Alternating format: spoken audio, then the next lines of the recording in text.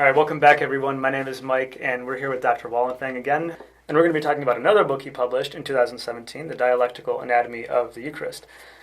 Now, this is the second book you wrote, but in the acknowledgments, it seems like you indicate that it was the first book. How did that happen? Yeah, they are both with Whippenstock, the publisher. Cascade Books is the imprint, and waiting for both to come out kind of simultaneously. And it turns out that Human and Divine Being was published first. I think it was April of 2017, and Dialectical Anatomy of the Eucharist came then in the next month, May of 2017. So Dialectical Anatomy of the Eucharist is a substantial reworking of my dissertation work that I did at Loyola University Chicago, which was entitled Trilectic of Testimony, and has a very technical and verbose subtitle, which I will not even try to mention right now. But not that this title is much better, Dialectical Anatomy of the Eucharist. It's very meaningful. Each word is carefully chosen, packed with meaning.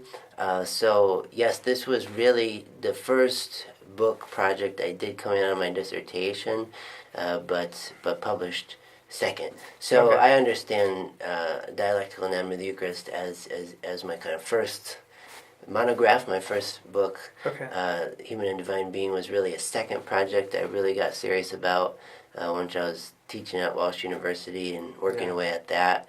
But both of these had long periods of incubation before they saw the light of day in print. And I just am thrilled with the publisher, Whippenstock. I'm thrilled with the culture of their publishing house.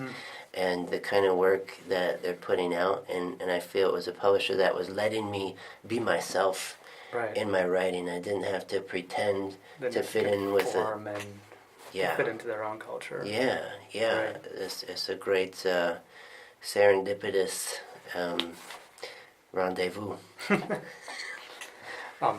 Just remember to back and forth. Right. Now, you had mentioned your dissertation. He did his dissertation on... Yes, what did I do my dissertation? I just read it and I forgot about it.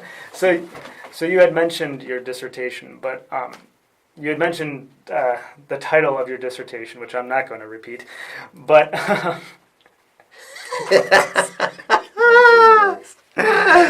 oh, man. So Dr. Wallenfang did his dissertation on the Phenomenology of the Eucharist. Now, what inspired you to do that, and what did you learn from it, and how does it apply to this book? How does it apply in the context of this book? Yes, I had great inspiration for this project. I had the privilege of studying with some great professors at Loyola who taught me phenomenology.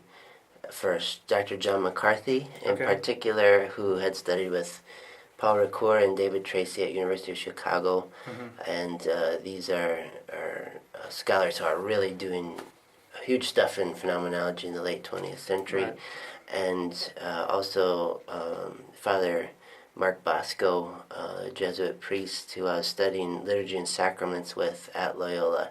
So both of them were really inspirational and influential in my thought process leading to the dissertation project, which in turn led to the book. In addition, I got the privilege to study with Jean-Luc at University of Chicago, who really was in the direct line of succession right after Paul Ricoeur and David Tracy, teaching the philosophy of religion there. And his work features very prominently in the book Dialectical Anatomy of the Eucharist. So the main reason I wanted to work on this project was because many people's disenchantment with things religious these days, many people's suspicion with things religious, many people's doubts in things religious. So something like the Eucharist, the sacrament of all sacraments, the source and summit of the Catholic faith, I wanted to feature front and center and take this phenomenon really seriously and try to give it more traction in the world of public discourse. and not let it be sidelined just as hocus pocus. So it's a really interesting phrase, hocus pocus. What do you think of when you hear hocus pocus? Magic, foolery. Yeah, kind of magic, sleight of hand, something Yeah. going on, David Copperfield or Right, something, yeah. Houdini. This is some hocus pocus. It's kind of maybe some superstition element involved. Maybe it looks like something spectacular, but there's really an explanation behind it, and it's not supernatural after all. Yeah. But it's very interesting that this phrase hocus pocus comes from the Latin words of consecration. Hoc est corpus meum. And so Whoa. when outsiders would be looking in at Catholic Mass prayed in the Latin language, that's where there's this common phrases coming from, hocus pocus, coming right out of this kind of mockery of what's going on in the church. And so I wanted to embark on this kind of new contemporary apologetic to legitimate what's going on with the Eucharist in terms especially of phenomenology, but also there's a twist at the last chapter of the book where I turn to metaphysics, not only to say how meaningful the Eucharist is and all the data that give themselves therein, the experience, but also to show, to demonstrate, to substantiate that the Eucharist is not only interesting, meaningful, but also true. So how does this book apply to the church today, and what can readers hope to gain from reading this book in a practical sense? Oh, for sure. I think one of the most exciting things about this book is that it's bringing together the best of both worlds, between the best of evangelical and Protestant theology, as well as the Jewish faith tradition, on one hand, paired with Catholic theology and Orthodox theology on the other, bringing the best of all worlds when it comes to Christian theology. And this is very exciting because we might wonder, like when you go into a non-denominational church, as they're called, why aren't there any stained glass windows? Why is there no altar? Why is there no priesthood? Why is there no all these sacraments and vestments and incense? Right. What happened to all this? Why is it like a stage and a band and Stripped screens? down. Yeah, what's going on? Just a building. Yeah, but when you experience this phenomenologically, you suspend judgment on what's going on and why. And you're just simply describing what gives and what signifies in the experience.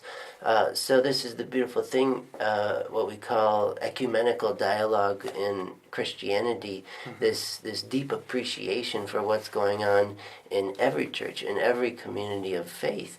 And phenomenology helps get at the essence of why this is going on, eventually, with suspending the question, why, but eventually coming back to why it's so different in the Catholic Church with all these things and the focus on the sacrament and the sense of the sacred, and in this other non-denominational church, why is it so different? So this book is really getting at the heart of why things are the way they are and how it can all work together in a complementary way. So that's what's meant by the dialectic, is this both and, the best of both worlds, the fullness of Christian faith, the fullness of being church, which has to do with sacraments and things of manifestation on one hand, and then scripture and things of proclamation on the other. Both of these amped up as much as possible for the sake of approaching God in sacrament, but also bringing the good news to all the world. Wow. So very relevant. Yes. Very relevant to the church today. Yes. If somebody has the patience and the passion to get at the deep meanings going on and all of this, I think it's very beneficial for how we go about ministry, how we go about church, how we go about evangelization. Right. Now, you mentioned at the end of the book you kind of switch over to a perspective of metaphysics.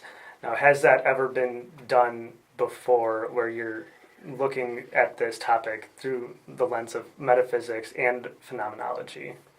Yes, this is what's really unusual about this book that some fellow scholars did not like. Okay. And I will not mention them by name.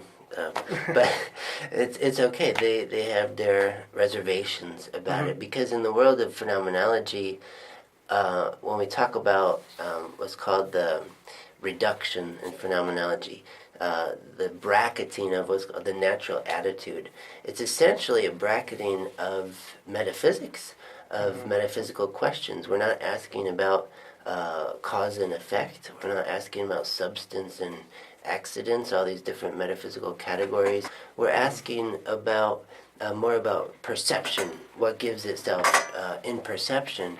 And so to turn to metaphysics at the very end of the book is very unprecedented in this kind of phenomenology. And yet at the same time, where I drew my inspiration to do so was precedented in the work of people like Edith Stein and Eric Chavara and John Paul II, Hans Urs von Balthasar, Karl Rahner, even Paul Ricoeur. It's kind of bringing together metaphysics on one hand and phenomenology on the other, and not merging them into something else, but letting them be what they are, yet putting them into conversation. This is what I think is a real contribution of this book in this line of doing philosophical theology. So at the very end, the turn to metaphysics asks, is all of this data accumulated in the phenomenological analysis true? And only by appealing to metaphysics can we assert a universal truth claim. Otherwise, phenomenology can only go so far as to describe the truthfulness of what gives itself in experience. But talking about what is the reality in the end, this is a question only metaphysics can answer. So that's why you close with it. Yeah. To kind of put that truth cap on it. Right, for sure. To me, I can't help but ask the question of truth and its ultimacy through metaphysics. Metaphysics is necessary. So that's where I part company with so many people in the world of phenomenology who really leave metaphysics behind altogether.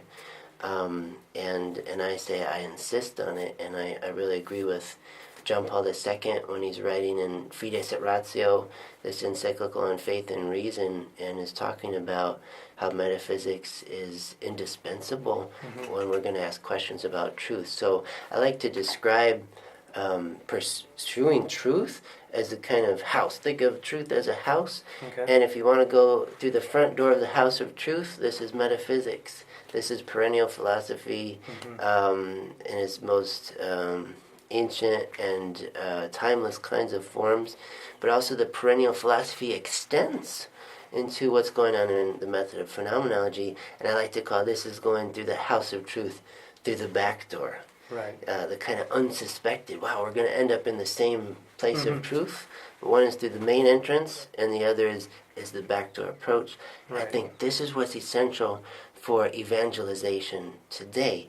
This is all when we get into the storytelling, when we get into appealing to people's real life experiences, we have to use phenomenology really to do this well. And if we just stay within a world of metaphysics, we can't always make that bridge of relevance with everyone, even though metaphysics is necessary. But a lot of times we need to go through the back door to lead people to that house of truth. We'll be following the video for a while, so if you have any questions, just leave a comment down below, and we'll try to get back to you. When I say we, I mean he. But like I mentioned in the previous video, if you'd like to purchase this book, you can find the publisher information down in the description, as well as links to Amazon and any other topics that Dr. Wallenfang covered in this video. So once again, thank you for joining us, and we'll see you in the next video.